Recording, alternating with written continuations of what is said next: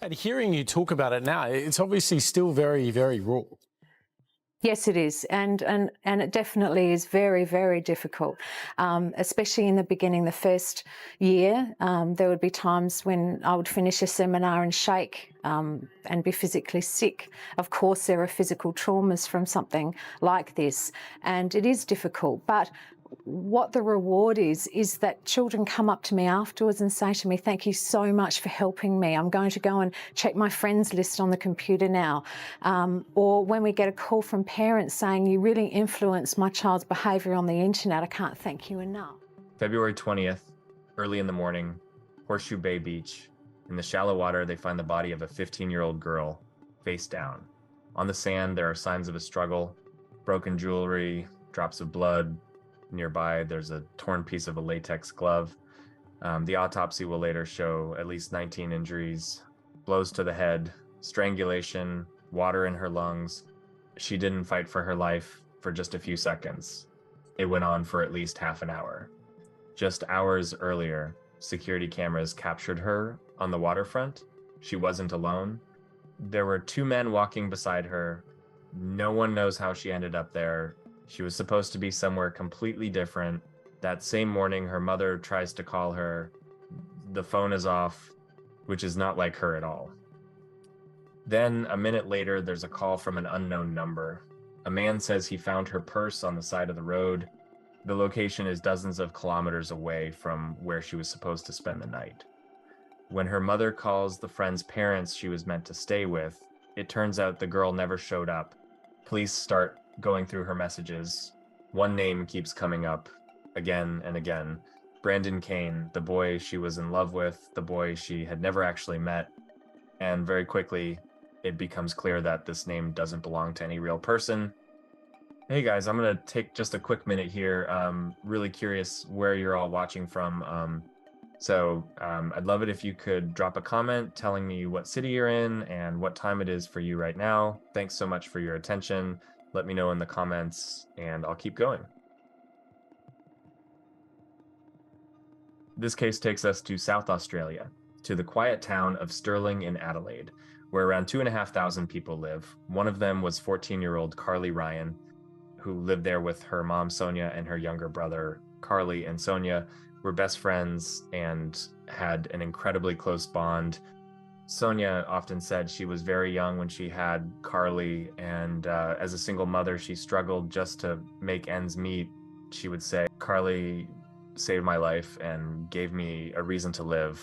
She described Carly as incredibly fun, full of energy and life, the kind of person who was the heart and soul of the house. Her daughter loved having her own style and expressing herself. She was really into makeup and fashion, and her friends said she was kind and always open to people. As Carly entered her teenage years, her social circle started to shift. The new group of friends she fell in with was seen as a bit more experimental than she was. At one point, Carly suffered alcohol poisoning and had to be hospitalized. And once she recovered and came back home, she told her mom how much it scared her and that she wanted to distance herself from that crowd. After that, she started looking for new friends, and social media seemed like the perfect way to do it.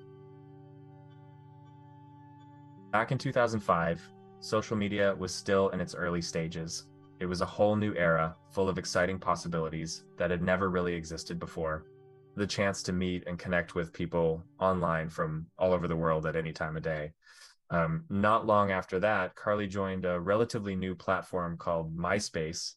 It quickly became the biggest social network in the world and held that spot for several years. At one point, it was even the most visited website on the internet, surpassing Google. She also signed up for Vampire Freaks, which started out as a social network and later evolved into a clothing store. Carly often told her mom about the new friends she was meeting online and how much she enjoyed talking to different people. One of them was a 17-year-old named Brandon Kane. He went by the username Corrupt Koala and was an aspiring rock musician living in Melbourne with his father, Carly. Quickly and deeply fell for Brandon. And Sonia said that whenever her daughter talked about him, she would literally light up with excitement. At the same time, Sonia couldn't ignore the age difference between her young daughter and Brandon and tried as much as she could to keep an eye on their communication. But according to her, every time she looked over Carly's shoulder and saw their messages, everything seemed, for lack of a better word, completely normal, like typical teenage conversations. They talked about everything from music to travel, their hopes and dreams for the future. Brandon also started interacting with Carly's friends, and at first everyone was excited, watching what looked like a budding romance. Eventually, Carly and Brandon began a long-distance relationship, talking at all hours of the day and night. And as Sonia slowly started getting used to the idea of their feelings for each other, Brandon's father, Shane, also took an interest in the relationship. He would often comment on and react to the posts they shared, and it seemed like he approved of what was going on. Sonia later said that Carly really felt a kind of emptiness in her life because she grew up without a father, and that Shane, in a way, seemed to help fill that gap.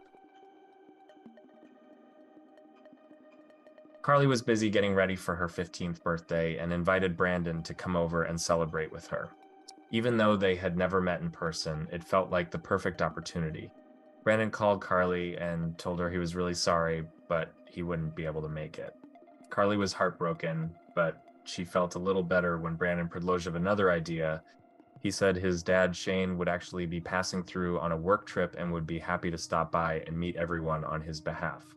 Shane worked in security, and his job often had him traveling between different cities. Carly ran into the kitchen, handed her mom the phone, and said Shane was on the line and wanted to introduce himself. Shane told Sonia he'd like to bring Carly a gift from Brandon and finally meet the family of the girl his son was so in love with. Sonia hesitated, but in the end, she agreed because after all that time talking online, it didn't feel like meeting a stranger. It felt more like meeting an old friend. That evening, on the day of Carly's celebration, Shane showed up at their house to meet her and her family. He was dressed in a security uniform and even showed Sonia his ID before coming inside. According to Sonia, he was polite and happy to talk with everyone. She said Carly was glowing with happiness, finally getting the chance to meet her boyfriend's father and learn a little more about Brandon through someone who seemed to know him best. Shane gave Carly a gift from Brandon, which, as it later turned out, contained lingerie and a nurse costume. Throughout the evening, Shane stayed close to Carly and acted in a way that felt strange, almost too possessive. But Carly remained calm. She cared about her boyfriend's father's opinion and wanted him to like her, her friends, and her family. And as the night was coming to an end, Shane said he was going to leave and check into a hotel.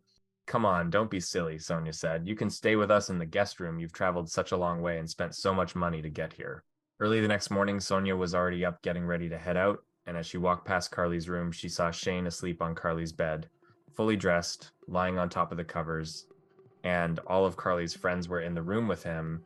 Sonia was shocked and immediately demanded that Shane pack his things and leave. He didn't say a single word. He just walked out, got into his car, and drove away.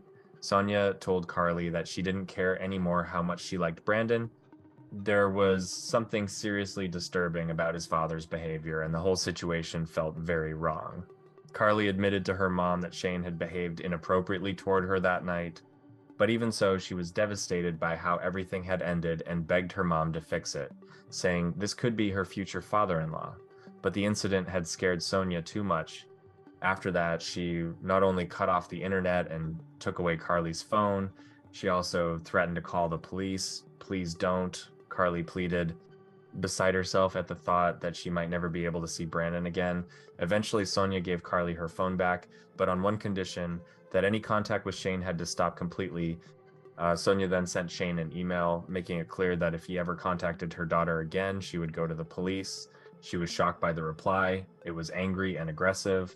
Shane threatened to sue her for defamation, called Sonia pathetic and cowardly, and said that if Carly and Brandon kept seeing each other, Carly would move into their home and Sonia would lose her anyway. Almost a month had passed since her birthday, and on February 19th, Carly spent the morning with Sonia. They painted their nails and got ready for a sleepover at a friend's house. Sonia had already spoken with the friend's parents ahead of time, and the sleepover had been planned for a while. Carly seemed to be back to her usual self and was really looking forward to the night with her friend. And as she was leaving the house, Sonia later said they hugged 4 times. Every time one of them let go, the other pulled her back in again. "I love you, Mom," Carly said as she walked down the street. Early in the morning on February 20th, at Horseshoe Bay in Port Elliot, about 80 kilometers south of Adelaide in South Australia, police received a report that the body of a young girl had been found in shallow water, floating face down. A pathologist quickly confirmed this was not an accident. The injuries on her body clearly pointed to an attack. Around 9 in the morning, Sonia tried to call Carly, but her phone was turned off, which was instantly alarming because her teenage daughter never went anywhere without it, day or night. Just as she hung up to try again, she got a call from an unknown number. "Is this Carly Ryan's home? I just found her purse on the side of the road." The man on the line said the place where the purse was found was far from where Carly was supposed to spend the night, and there was no reason for her to be there. The panic started building, and a confused Sonia called the parents of the friend where the sleepover was supposed to happen. To her horror, they said Carly had never shown up. Sonia immediately contacted the police.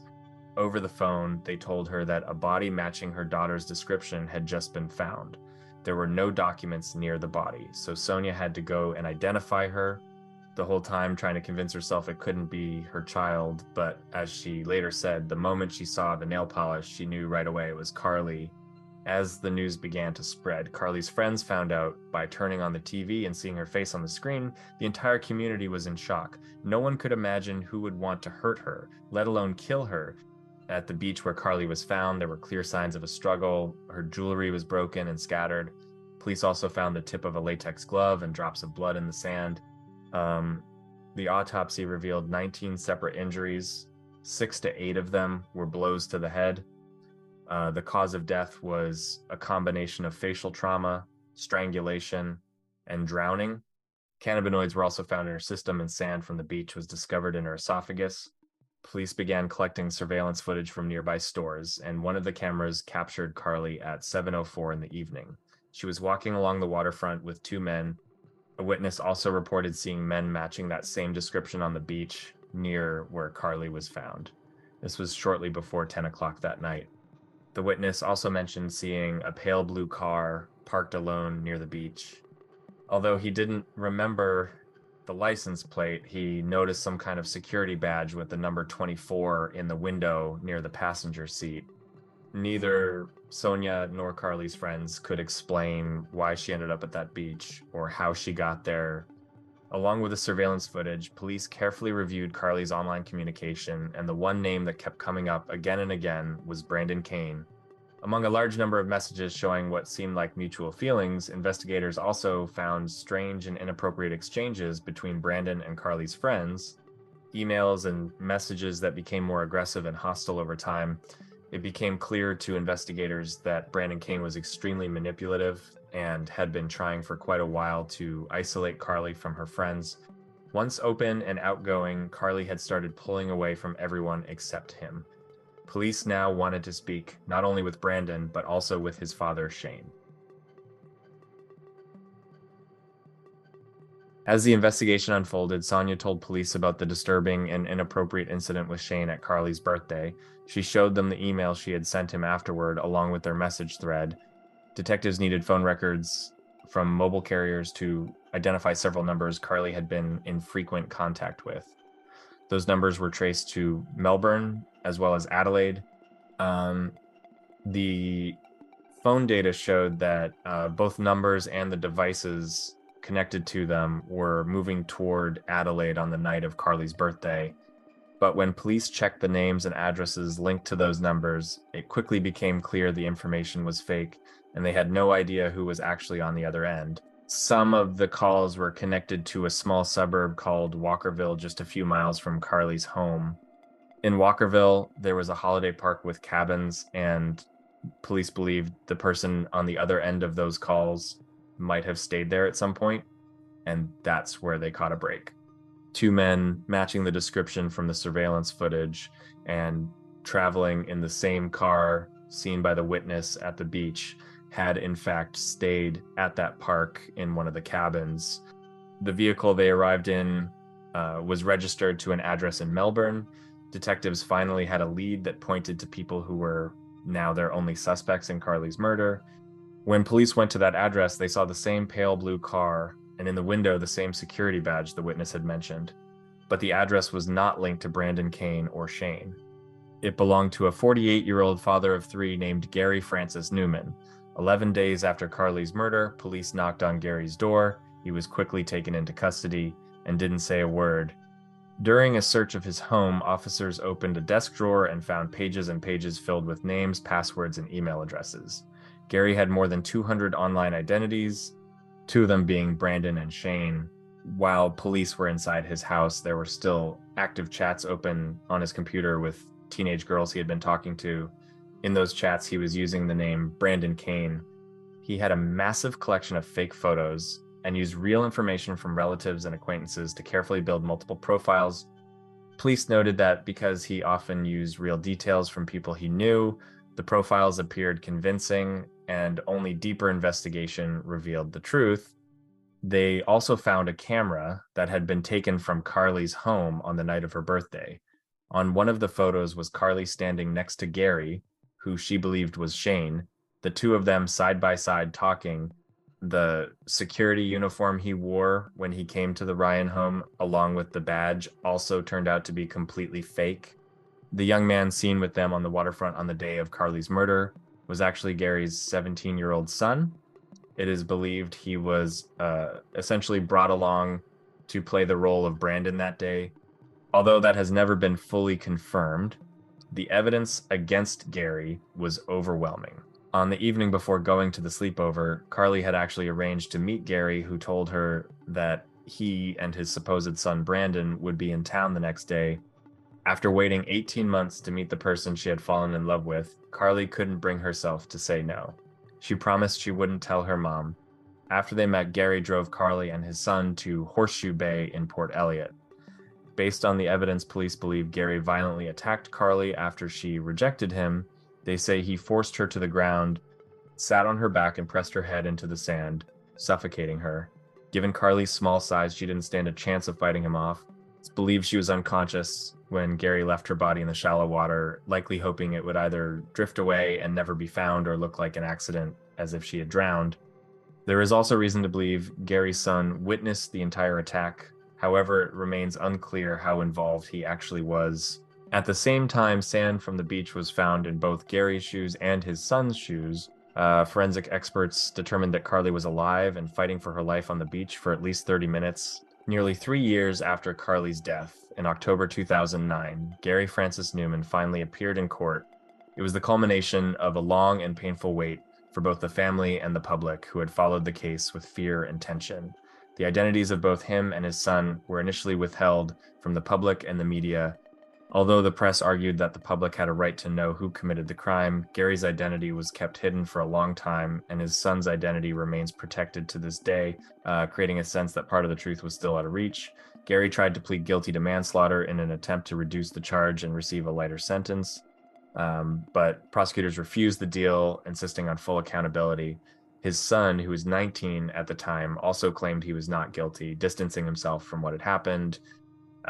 In court, Gary claimed he suffered from bipolar disorder and obsessive compulsive disorder and said he was asexual and not interested in sex at all. His statements sounded like an attempt to explain his behavior while also deflecting suspicion from motives that seemed obvious to the prosecution. He said he had been like a father figure to Carly and that he only communicated with her as Shane and never as Brandon. A claim that contradicted the evidence and raised even more questions. He tried to shift the blame for creating the Brandon Kane profile onto his son, saying it was his son who made the account and used it to communicate with Carly and other girls. But the prosecution argued that the Brandon identity was controlled by both Gary and his son, either together or at different times, showing just how calculated and complex the deception really was. Gary admitted he met Carly on the day she died and that they were at the beach together, but claimed they said goodbye and went their separate ways. He told the jury he had offered to drive her home, but she refused, and he and his son left her there that evening. His words sounded calm, almost casual, in stark contrast to what the prosecution said actually happened. He even claimed he only learned about her death 3 days later and then called the Crime Stoppers hotline to help find the killer, a detail that came across as deeply unsettling, like an attempt to create an alibi while staying in the shadows. Gary's son, who had been on the beach that day, testified against his father, bringing a critical new perspective to what happened that night. He said that while the three of them were sitting on the beach, Gary started making advances toward Carly again. Carly tried to leave, but Gary attacked her from behind. Although the son denied directly taking part in the murder, he admitted he helped his father cover it up. His testimony felt tense and conflicted, as if he himself was still trying to process what had happened. Another of Gary's sons also testified against him, saying that when their father returned from Carly's birthday that same night when she first rejected him, he was furious and agitated. His behavior was unstable and his emotions were out of control. He told his sons he would go back to Adelaide to deal with Carly, words that may have sounded like nothing more than an emotional outburst at the time, but later took on a much darker meaning. Later, Gary even bragged to his son about what he had done to Carly on the beach, showing bruises on his hands from the blows. At the time, it might have seemed like exaggeration or a cruel joke, but the truth turned out to be far worse. His son didn't take him seriously, then thinking it was just empty threats, and that underestimation became another tragic piece of this story. The jury deliberated for 10 and a half hours over 2 days, hours filled with intense discussion, doubt, and careful weighing of every detail. Many feared Gary might avoid punishment because there had never really been a case like this before where the crime was so closely tied to the digital world and online communication. It created uncertainty and real concern about the outcome. But in the end, the jury returned a guilty verdict, and Judge Trish Kelly sentenced Gary to life in prison with a minimum of 29 years before parole, sending a clear message that accountability is unavoidable even in cases where the crime begins in the digital world. Gary's son, who had been a minor at the time of the crime and witnessed Carly's murder, was fully acquitted. The court ruled he deserved a second chance, and his identity remains protected under a suppression order to this day. A decision that left a complicated feeling somewhere between justice and sympathy for someone who was pulled into events far beyond his understanding, Judge Kelly stated. Gary Newman deserves to spend his life behind bars for his deeply twisted plan to deceive, lure, and ultimately kill Carly. What you did to this beautiful, trusting 15-year-old girl was extraordinarily cruel. I say child because that's exactly what she was. A child who fell in love with the image of an attractive, musically talented, and somewhat mysterious Brandon Kane. In reality, he was a balding, overweight, middle-aged man, a pedophile. Behind the online persona he created, there was a completely different reality. Cold, calculated, and dangerous. He was so obsessed with Carly that when he didn't get what he wanted, he was willing to kill her. This obsession didn't appear overnight. It built gradually through lies, manipulation, and control, step by step pulling her deeper into a story he had completely made up. Later, Gary filed an appeal trying to challenge the verdict on several grounds. It was another attempt to change the outcome, avoid responsibility, or at least reduce his sentence. One of the claims was that Sonia should not have been allowed to testify in court, which came across as an attempt to question not only the legal process, but also the voice of a mother who had lost her child. However, 5 months later, the appeal was dismissed. The court upheld its decision, confirming the strength of the verdict and the importance of the testimony. Carly's case and the scale of deception Gary used to lure her brought attention to a growing issue: online grooming, catfishing, and the behavior of internet predators. This was not just an isolated tragedy, but an example of how far someone can go using the internet as a tool for manipulation. His actions show just how easy it is to create a fake identity and how dangerous those connections can be for teenagers. At the time, social media and online communication were still very new, and the idea that people could abuse these platforms and exploit others' trust online was barely discussed. For many, it felt like a new world, open, convenient, and seemingly safe. But in reality, there was a serious lack of understanding of how these platforms could operate in harmful ways. The risks remained invisible and the dangers underestimated, creating the perfect conditions for those looking to take advantage of someone's trust, Sonia said. And that's exactly what became her mission. Not a temporary effort and not just a reaction to grief, but the work of her entire life. Steady, determined, and deeply personal. Losing her daughter didn't break her, but it changed the direction of everything she did forever. From that point on, every step she took was focused on making sure no other family would have to go through something like this, so that what happened would mean something, so that this story wouldn't remain just a tragedy, but would become a force for change. In 2010, the Carly Ryan Foundation was created. It is a certified provider of online safety programs under the Office of the E-Safety Commissioner, and it delivers workshops on internet safety and healthy relationships for students and parents. The organization works directly with communities, going into schools, speaking with teenagers and adults, explaining risks that often go unnoticed. These sessions are not just formal presentations, they are built on real experience, on a story that became a warning. Through open conversations, real examples, and honest dialogue, the foundation aims to teach people how to recognize danger before it becomes irreversible. Wants to warn of the dangers. Most kids just don't think it's going to happen to them. They put all their information on their MySpace and Facebook, and they don't think about who could be looking at their information. To grab the attention of teens, Ms Ryan has spent the past week interstate touring with bands, handing out this internet safety pamphlet to concert goers. Once they'd read the brochure, came to me and said, "Oh, you know, this is fantastic. Thank you so much for this information, and I'll pass it on to my friends." So far, 20,000 pamphlets have been distributed, and now sponsors are needed to pay for another printing run. A website will soon be launched. Sonia Ryan's also giving talks at primary and secondary schools around Adelaide, but her cause could get the ultimate boost. The foundation's approached Oprah Winfrey in the hope she might agree to publicise it when she visits in December. The organization provides a wide range of services and support in areas like online safety, cyberbullying, access to resources, and psychological assistance. And it's also involved in pushing for legislative reform. Its work covers both direct help for victims and their families, as well as educational efforts aimed at preventing crimes like this from happening in the first place. This isn't just an awareness campaign, it's a system of real support that tries to address every aspect of the dangers children can face online. In a world where the digital space is becoming more and more part of everyday life, this kind of help is absolutely critical. Sonia Ryan is also a member of the Education and Prevention Working Group at the Australian Centre to Counter Child Exploitation.